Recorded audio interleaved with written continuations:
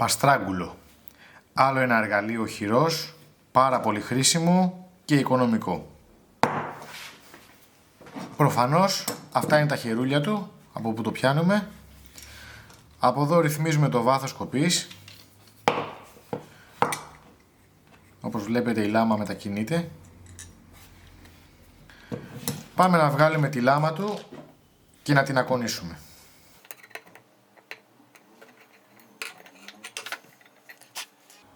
Όπως βλέπετε και σε αυτό το bevel ή γωνία κοπής πάει προς τα κάτω. Βλέπετε εδώ και τα γράμματα είναι προς τα πάνω για να τα βλέπουμε. Πάμε να τα ακονίσουμε. Σήμερα θα δείξουμε την πιο ακριβή μέθοδο ακονίσματος. Τις απλές μεθόδους με το φθηνό οδηγό τις έχουμε δείξει σε άλλα βίντεο. Μπορείτε να τις δείτε στο σκαρπέλο και στο πλανάκι. Πρώτα θα μαρκάρω την κόψη μου για να ρυθμίσω το εργαλείο μου. Όπως πολύ ίσως γνωρίζετε, το Tormek είναι ένα τροχιστικό μηχάνημα που λειτουργεί με πέτρα νερού και δέρμα. Έχει και οδηγούς στους οποίους βάζουμε τα εργαλεία μας επάνω για να έχουμε κάθε φορά την ίδια γωνία αξιόπιστα. Εδώ έχω βάλει το μαχαίρι μου επάνω στον οδηγό και θα δω τώρα με βάση το μαρκαδόρο που έχω βάλει αν έχω βάλει τη σωστή γωνία. Αν έχω βάλει τη σωστή γωνία πρέπει να μου παίρνει η πέτρα όλο το μαρκαδόρο, σε όλο το πλάτος του bevel. Εγώ θέλω λίγο να το ρυθμίσω ακόμα. Μόλις είμαστε έτοιμοι ξεκινάμε.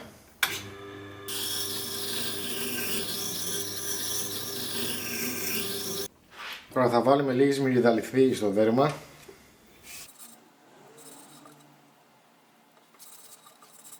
Όπως και στην απλή μέθοδο έχουμε ένα γρέζι εδώ πέρα που λέγεται εθέρας.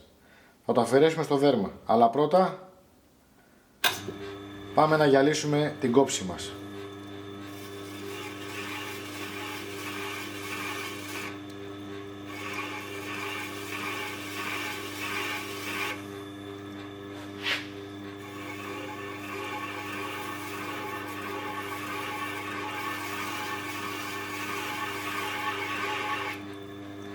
Όπως πάντα, το ξύρισμα.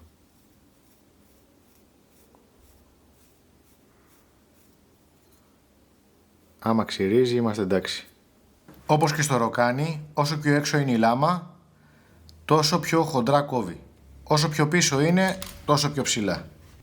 Ρυθμίζουμε και σφίγγουμε από εδώ.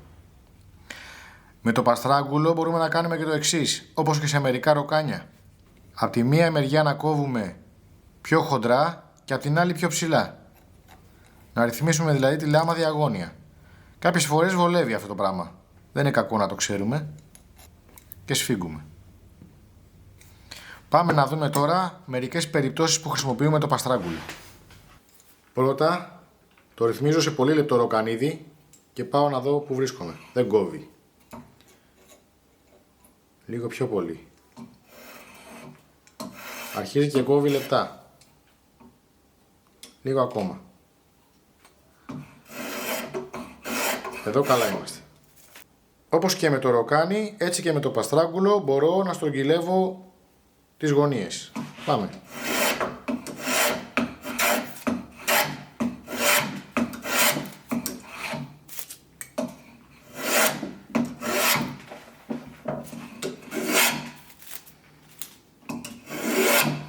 Πάμε τώρα να το στρίψουμε.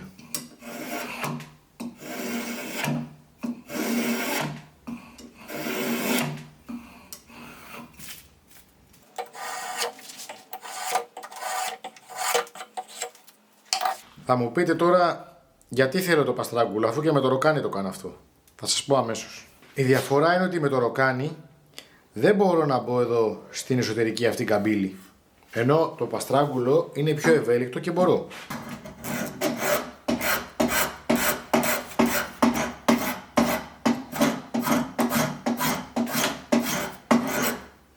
Ένα άλλο σημαντικό είναι ότι πρέπει να πηγαίνω με τα νερά.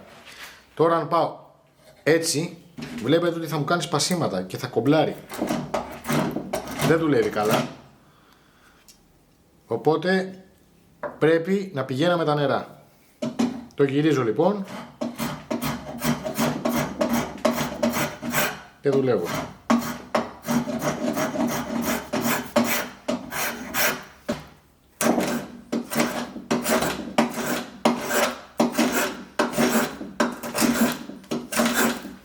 Όπως βλέπετε μπορώ να καθαρίζω και τα σημάδια από τα πριόνια σε εσωτερικά σημεία και σε καμπύλες.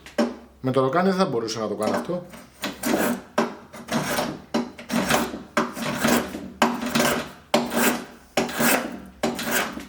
Γενικά το παστράγγουλο βολεύει πάρα πολύ σε καμπύλες, είτε εξωτερικές είτε εσωτερικές, αρκεί να μην είναι πάρα πολύ δραματικές.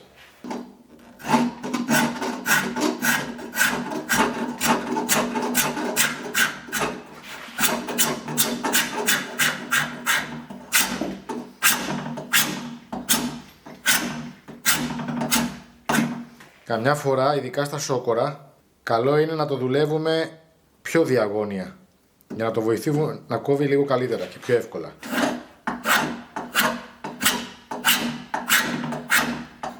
Εγώ το χρησιμοποιώ πολύ στα μουσικά όργανα για να διαμορφώσω γρήγορα μέχρι ένα αρκετά μεγάλο σημείο το μανίκι της ταστιέρας.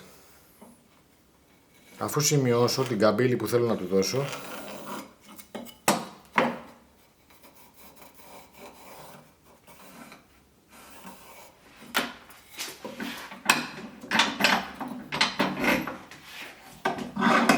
μπορώ πάρα πολύ γρήγορα να αφαιρέσω υλικό.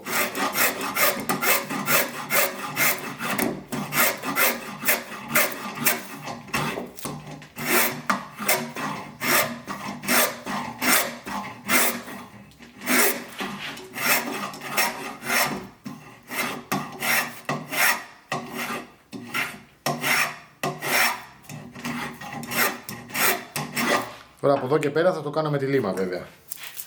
Αλλά όπως βλέπετε είναι πάρα πολύ γρήγορο. Εδώ σε αυτά τα μακριά βολεύει να ακουμπάω και τη μία πλευρά επάνω μου.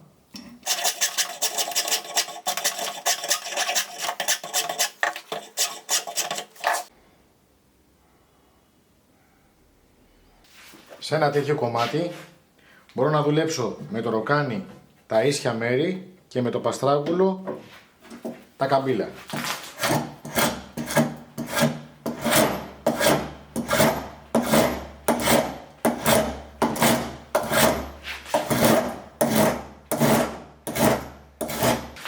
Ή πάμε στα σόκορα, μπορώ να το πάω και λίγο στις 45 μοίρες για να κόβει λίγο πιο εύκολα.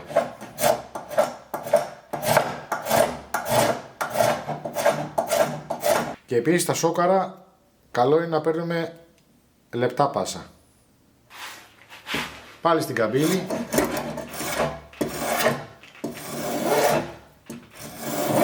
Μπορώ να του δώσω σχήμα.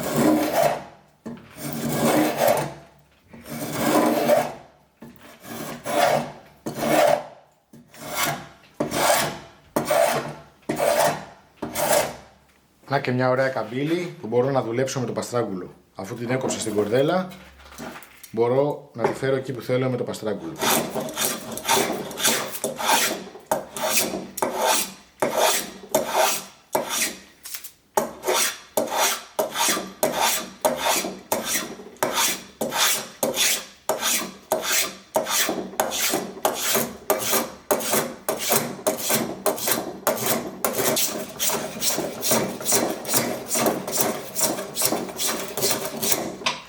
Γυρίζω για να πηγαίνω με τα νερά.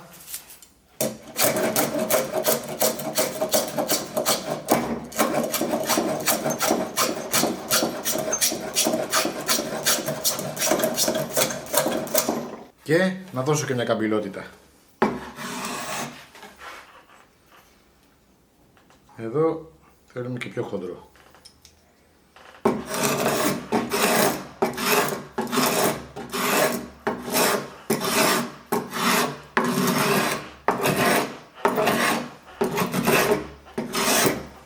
Βλέπετε πόσο ευέλικτο εργαλείο είναι, ειδικά σε τέτοιες περιπτώσεις. Τώρα πάμε να δούμε κάτι άλλο σημαντικό. Εδώ βλέπετε έχω ένα ρόζο που σημαίνει ότι τα νερά θα είναι λίγο τρελά γύρω από το ρόζο. Λοιπόν, τι εννοώ.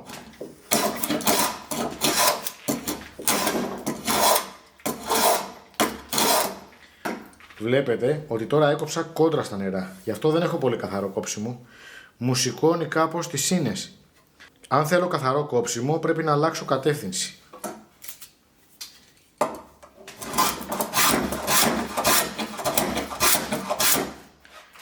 Όπως βλέπετε πάρα πολύ καλύτερα. Όπου δεν είναι δυνατό να αλλάξω φορά στην κοπή μου, μειώνω πάρα πολύ τα πάσα μου να είναι πάρα πολύ λεπτά, έτσι ώστε να μην έχω μεγάλα σπασίματα.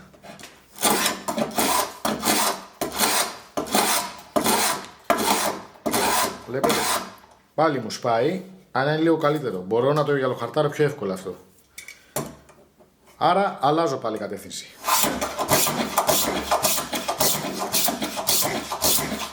Τώρα από την άλλη μεριά του ρόζου έχω τα αντίθετα. Έτσι έχω σπάσιμο και λογικά έτσι θα έχω πιο καθαρό. Βλέπετε, δηλαδή πρέπει συνεχώς να κοιτάμε τα νερά του ξύλου, είτε με τα σκαρπέλα, είτε με τα ροκάνια, είτε με το παστράγκουλο. Κάνω αυτή τη σειρά με τα εργαλεία χειρός γιατί είναι πολύ πιο φθηνά, πολύ πιο ήσυχα, απαιτούν πολύ λιγότερο χώρο και μικρότερο εργαστήριο, οπότε είναι ιδανικά για αυτόν που δεν είναι ούτε σούπερ επαγγελματίας, αλλά που θέλει να κάνει το χόμπι του ή τις δουλειές στο σπίτι του και μπορεί να το κάνει μια χαρά με αυτά τα εργαλεία. Βέβαια, τα εργαλεία αυτά απαιτούν να ασχοληθείς λίγο στο να τα μάθεις να τα δουλεύεις σωστά και επίσης να τα συντηρείς και να τα ακονίζεις. Δεν είναι όμως κάτι τόσο τραγικό, είναι σχετικά εύκολο και όπως βλέπετε μπορείτε να κάνετε τόσα πολλά πράγματα με λίγα χρήματα, σε μικρό χώρο, χωρίς να κάνετε φασαρία. Και φυσικά τα εργαλεία χειρός σου δίνουν πάρα πολύ ικανοποίηση όταν τα δουλεύεις. Όταν ακούς το ροκανίδι που κόβεται, όταν φτιάχνεις κάτι με τα ίδια σου τα χέρια σχεδόν, είναι πάρα πολύ ωραίο το συναίσθημα. Αυτά παιδιά για το παστράκουλο. Ελπίζω το βίντεο να σας φάνηκε χρήσιμο. Αν ξεχάσαμε κάτι, αν έχετε κάποια πρόταση, αφήστε comment κάτω από το βίντεο. Μέχρι το επόμενο project, να είστε καλά.